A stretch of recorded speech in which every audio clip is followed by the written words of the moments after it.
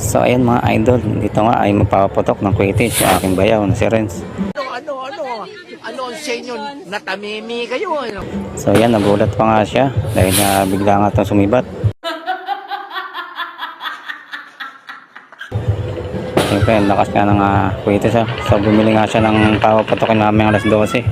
At ngayong gabi pa nga lang ay maaga pa at mag alas 7 pa lang at ang ingay na nga rito, no?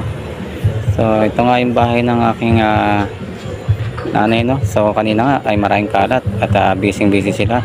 So hanggang ngayon nga ay busy itong aming nag-iisang kapatid na babae. Nice. Si Ate Nalyn. So ito nga yung mga niluto nila at ang sarap nga nito. Oh my God! Wow! So ayan, may adobo, saka may bangos na ihaw. So syempre may mas